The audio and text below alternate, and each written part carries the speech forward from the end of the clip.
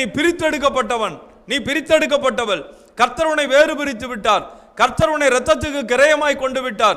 கர்த்தர் தன்னுடைய மகனாக மகளாக உங்களை தெரிந்து கொண்டால். நன்றாக நினைவில் வைத்து, உங்களை தெரிந்து கொண்டார் அவர். நீங்கள் அவருக்கு மகனும் மகளாக இருக்கிறீர்கள். குமாரரும் குமாரத்திகள் என்ன, மகன் மகளாக இருக்கிறீர்கள். உங்களை அழைத்திருக்கிறார், உங்களை பிரித்தெடுத்திருக்கிறார், உங்களை தெரிந்து கொண்டார். இங்கே ரூத்து சொல்லுகிறார், உம்முடைய ஜனம் என்னுடைய ஜனம், உம்முடைய தேவன் என்னுடைய தேவன். ஹல்லேலூயா. எத்தனை அருமையான ஒரு வார்த்தை பாருங்க. உன் தேவன் என் தேவன், இதெல்லாம் கிடையாது.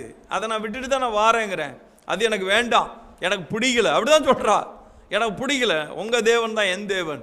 அப்ப தேவன் கைவிடுவாரா? நல்லா யோசிச்சு பாருங்க. இன்னைக்கு நீங்க அவரை நம்பி வந்துட்டீங்க இல்லையா, அவரை ஏற்றுக்கொண்டீங்க இல்லையா, அவரோட ஞானஸ்தானத்தில் உடன்படிக்கை செய்துட்டீங்க இல்லையா, அவரோடு கூட வாழும்படியாக முடிவெடுத்துட்டீங்க, அவரை சேவிக்கும்படியாக முடிவெடுத்துட்டீங்க, அவரை சொல்லும்படி முடிவெடுத்துட்டீங்களே.